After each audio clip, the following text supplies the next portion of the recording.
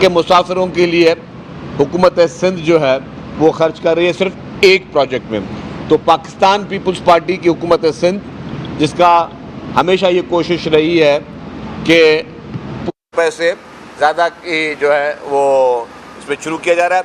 21 kilometre जो है का ये ट्रैक होगा। जाम सादिक ब्रिज जब आप खड़े हैं, यहाँ पे पैरेलल भी जाम सादिक ब्रिज एक और भी नहीं बन रही है, और यहाँ पे वो ब्रिज जो है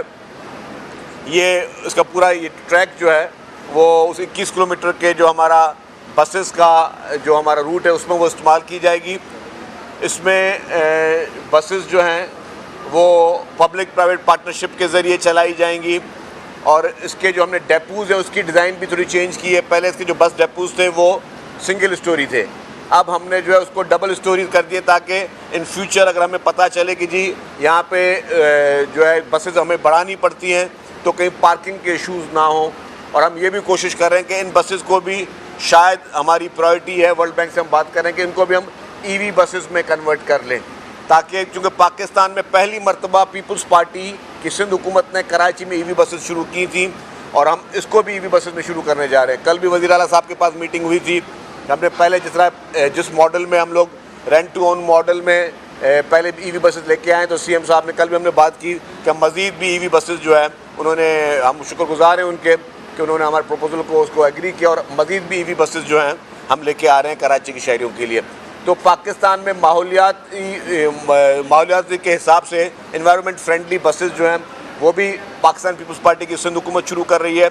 और ये जो अभी जहाँ पर हम खड़े हैं, यहाँ पे जो कॉन्ट्रैक्टर हैं इनका टाइम है 18 महीने में इन्होंने ये ब्रिज कंप्लीट करनी है। हमने कहा कि 18 महीने से पहले हमें आपने कंप्लीट करके देनी है। इनकी पाइलिंग चल रही है, आप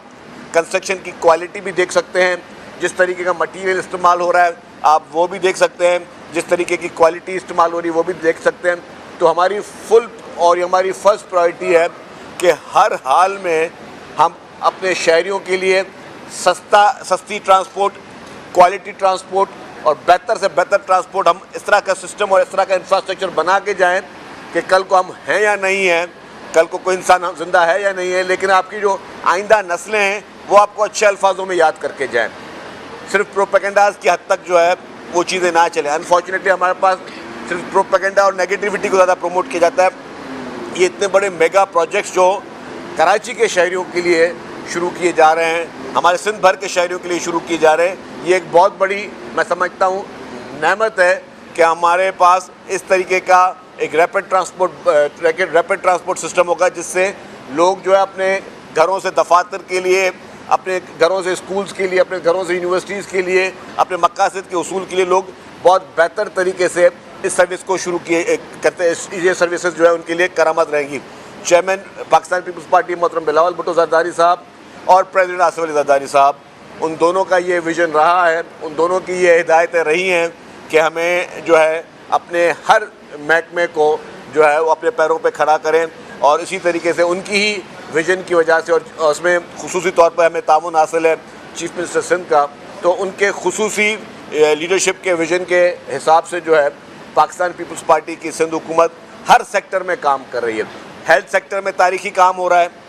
एनर्जी सेक्टर में तारीखी काम हो रहा है, हाउसिंग सेक्टर में दुनिया की सबसे बड़ी housing scheme chairman Bilawal Bhutto Zardari साहब की अहकामात पे शुरू कर दी गई है। स्कीम चेयरमैन बिलावल भुट्टो ज़रदारी साहब की अहकामात पे शुरू कर दी गई है। तो जितने भी अहम सेक्टर्स हैं उसमें रेगुलेशनरी इस वक्त जो है वो मेजर्स चल रहे हैं, उसमें तमाम मिनिस्टर्स, तमाम गवर्नमेंट के मशीनरी जो है वो दिन रात काम कर रहे हैं। अभी भी मैं आपके साथ संडे को खड़ा हूँ तो मेरे साथ जो है वो हमारे सेक्रेटरी ट्रांसपोर्ट भी बैठे हैं और MD SMT भी बैठे हुए हैं। तो इतवार के दिन भी ये लोग काम कर रहे हैं, सैटरडे को भी काम कर रहे हैं, बग़ैर छुट्टी के रोज़ाना की बुनियाद पर साइट्स पे भी काम हो रहा है। तो यही चीज़ है, हम कहते हैं हम दावे कम करें, हम लोगों को दिखाएं ज़्यादा, लोग ज़्यादा खुद आके जो है वो विटनेस करें कि किस तरीके से उनकी इलेक्टेड गवर्नमेंट जो है वो दिन रात आवाम के लिए काम करे। ये नहीं कि सिर्फ जो है वो पॉलिटिकल पॉइंट स्कोरिंग पे जो है वो हम लोग डिपेंड करें। हम प्योरली, हमारी कोशिश है कि हम पब्लिक के लिए, पब्लिक सर्विस के लिए अपना रोल प्ले करें। तो यही चंद गुजारिशात थी। अच्छा सर, इस वक्त जो बहस हो रही है उसका बीवी की रिहाई के आप बता सकते हैं कि वाकई का नतीजा या उसकी रिहाई मेरठ पर हुई है, और इमरान खान भी बीवी या मेरठ की बुनियाद पर जल्द जेल से रिहा होने वाले हैं? देखिए जी, मैंने समझा था कि आप कोई बीआरटी के हवाले से तरक्याती हवाले से काम करेंगे। आपको बुशरा भी याद आ गई आज उनके सवाल में, लेकिन मैं आपको एक बता दूं बात। एक बात तो वाज़ेह है जनाब कि इमरान खान के लिए इस्राएली लॉबी संजीदगी के साथ काम कर रही है, और वो जो इस्राएली लॉबी जिसमें गोल्डस्मिथ फैमिली का एक बहुत ही अहम किरदार है, वो ना सिर्फ पूरी दुनिया में ख़ुसूसी तौर पर इस वक्त अमेरिका में भी गोल्डस्मिथ लॉबी जो है वो सरगर्म अमल है। और अभी भी रिसेंटली जो एक सिग्नेचर्स कुछ उनके पार्लियामेंटेरियंस ने किए हैं, कोई रेजोल्यूशन लेके आना चाह रहे हैं इमरान खान के हक़ में, तो ये वही इमरान खान साहब थे जो कहते थे कि जी हम कोई गुलाम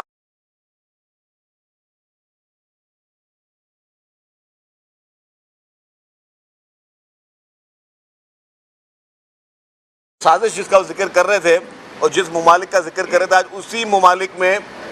के पैरों पे गिरी हुई है पीटीआई की लीडरशिप। उन्हीं ममालिक के पैरों पे गिरे हुए हैं उनके लॉबियस्ट, और वो पूरी इस्राएली लॉबी जो है वो पैरों पे गिरी हुई है कि इमरान खान और उसकी फैमिली को रिलीफ दिया जाए। जहाँ तक हमने बात की कि बुशरा बीबी साहिबा की रिहाई या उनकी बहनों की रिहाई, बजात खुद मैं आपको बताऊं, मैं पहले भी कह चुका हूं कि as a worker of people's party हम नहीं चाहते किसी की भी माँ, बहन या बेटी जो है कभी जेल में जाए। इसके हम खिलाफ हैं, और मतलब दिल से आपको बताऊं कि हमारी पूरी पार्टी इसके खिलाफ है। बशमूल इसके कि पीपल्स पार्टी की लीडरशिप को ईद की रात को भी घसीट के मोहतरमा फरियाल ताहिर साहिबा को जेल में भेजा गया। इमरान खान वज़ीर आज़म थे, उनके अहकामात में भेजा गया। हम नहीं चाहते कि जी किसी और की फैमिली के साथ इस तरह हो, लेकिन यस, लॉबिंग और लॉबियस्ट काम कर रहे हैं कि इमरान खान को किसी तरीके से रिलीफ दिया जाए। मुख्तलिफ़ तरीके होते हैं उनके काम करने के, खुल के भी सामने नहीं आते वो लोग, और कोशिश ज़रूर होगी कि इमरान खान की अब जो है जेल पे मुलाकात पे पाबंदी भी ख़त्म हो गई है खैर से। तो ये सारे ताने बाने जो हैं वो ये मिलने लग रहे हैं कि जी इमरान खान को कोई ना कोई रिलीफ दिया जा रहा है। लेकिन मैं आपको बता दूँ कि इन सारी चीज़ों के पीछे मास्टर माइंड हैं, इस तमाम रिलीफों के पीछे जो मास्टर माइंड है वो उसकी एक्स बेगम है, वो उसका एक्स साला जैक गोल्डस्मिथ है, जो पूरी दुनिया में ये कोशिश कर रहे हैं, ये पैगाम देने की कोशिश कर रहे हैं, दुनिया में लॉबिंग कर रहे हैं, ये कोशिश कर रहे हैं, ये नेशनल हीरो था कर रहे हैं, उसके लिए लॉबिंग कर रहे हैं कि कोई बहुत बड़ा कोई नेशनल हीरो था, की बात है कि आज जुल्म हुआ है, वही कतन ऐसा नहीं है। इसराइल, अफसोस की बात है कि आज फ़लस्तीन पे हमला कर रहा है, आज इसराइल फ़लस्तीन पे हमला कर रहा है, लिबिया पे हमला कर रहा है इसराइल, आज वही लिबिया पे हमला कर रहा है, ईरान पे हमले कर रहा है, वही इसराइल जो है वो इमरान खान ईरान पे हमले कर रहा है, और वही इसराइल जो है वो इमरान खान को बचाने के लिए। तो अगर इन सारी चीज़ों के मेहनत आप देखेंगे पस मंजर, तो अगर तो जो सारी चीज़ों के डॉक्टर इसरार अहमद का देखेंगे पस मंजर, तो जो वो डॉक्टर इसरार अहमद का खिताब जिसमें वो इमरान खान किताब और वो खिताब किया गया है हमारे पास कि इमरान खान इसराइली लॉबियों की किया गया है हमारे पास, वो बातें आज सही साबित हो रही हैं। अच्छा सर, ये बताइए बात जो है वो बिलावल भुट्टो साहब की जो हमने स्ट्रगल थी 26 आईनी तरमीम में वो देखी है, लेकिन अब जो आईनी माहिरीन है वो ये समझते हैं कि उसमें जो चंद खामियां हैं वो 27वीं आईनी तरमीम में ही जाकर पॉसिबल है, और अब ये बाज़गश भी है कि उसकी तरफ भी हुकूमत जा सकती है। लेकिन हमने गुज़िश्ता रोज़ भी देखा कि मौलाना साहब जो इस वक्त शदीद गुस्से में, वो ये कह रहे हैं कि हम इसको नहीं होने देंगे। तो क्या पाकिस्तान पीपल्स पार्टी दोबारा से उसी स्ट्रगल के तहत मौलाना साहब को कन्विंस करेगी? देखिए जी, मौलाना फजल रहमान साहब नहायत ही काबिल एहतराम और एक मोतबर सियासी शख्सियत है, और मैं समझता हूँ कि उनमें सबसे बड़ी खूबी मौलाना साहब की है कि वो कभी भी जो है फुल स्टॉप नहीं लगाते, वो बातचीत के दरवाजे बंद नहीं करते, वो डायलॉग पे यकीन रखते। अगर कोई खामी खूबी रह भी गई होगी तो मौलाना साहब से बातचीत हो सकती है, और मौलाना साहब हमेशा जो है वो जो जायज़ बात पे कायल हो जाते हैं। तो मौलाना साहब एक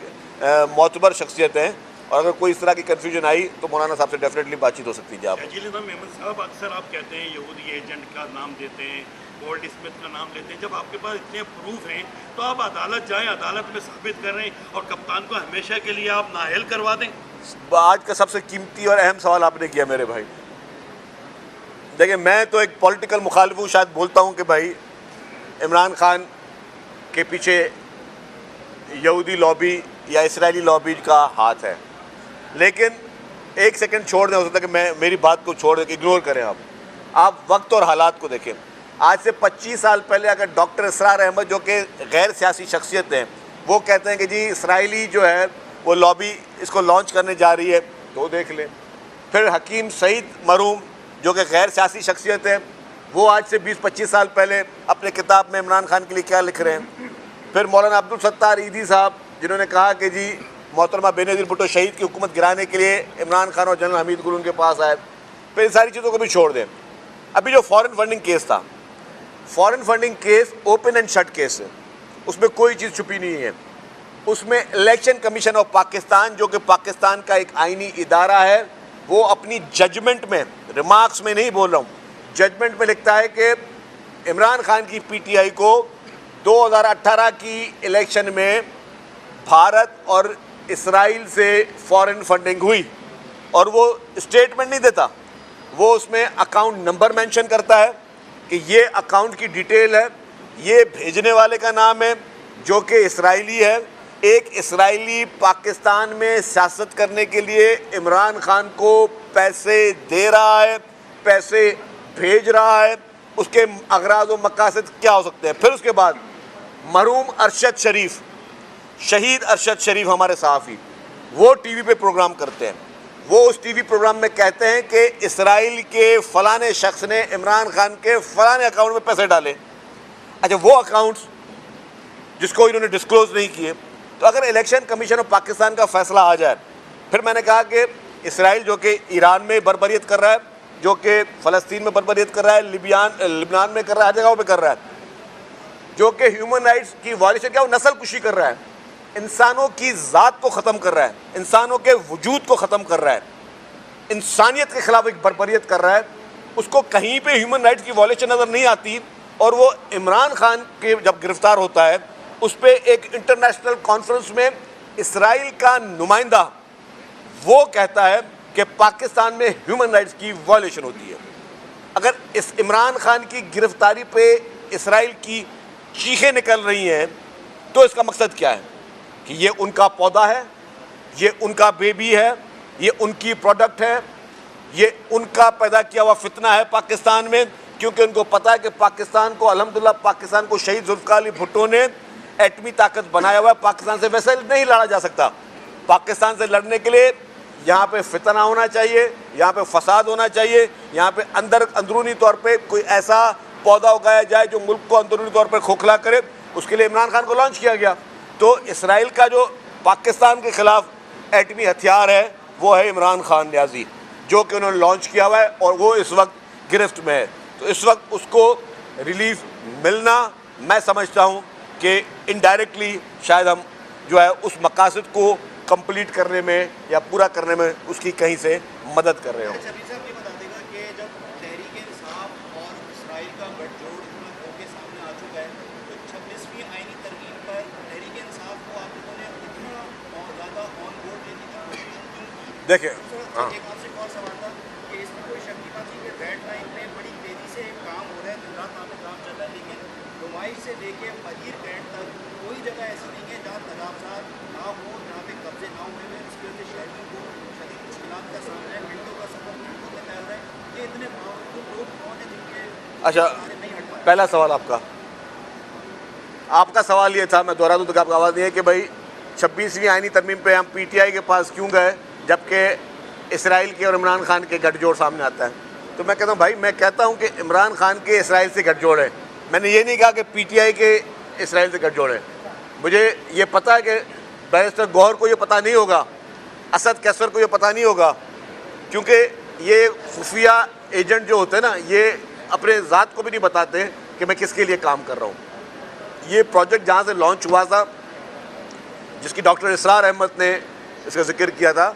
पूरी पीटीआई को मैं गाली नहीं दूंगा, पूरी पीटीआई के लिए बुरा भला नहीं बोलूँगा। पीटीआई के वर्कर्स तो मासूम हैं, उनको तो जिस तरीके का नैरेटिव बाहर सोशल मीडिया पे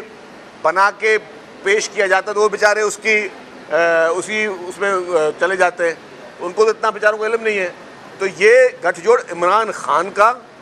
और इसराइल का है, जिसके ऊपर इसराइल के जरीदों ने आर्टिकल लिखे हैं अभी रिसेंटली,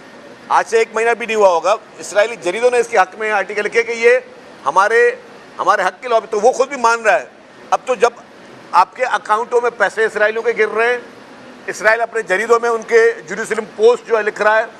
और जो सारी चीज़ें आ रही हैं, तो उसके बाद छुप क्या गया? अब कब आवाम आंखें खोलेंगे? हाँ, या तो ठीक है, अगर ये कुछ लोगों ने ये कबूल कर लिया है कि भले वो इसराइली एजेंट हो, हमें कबूल है,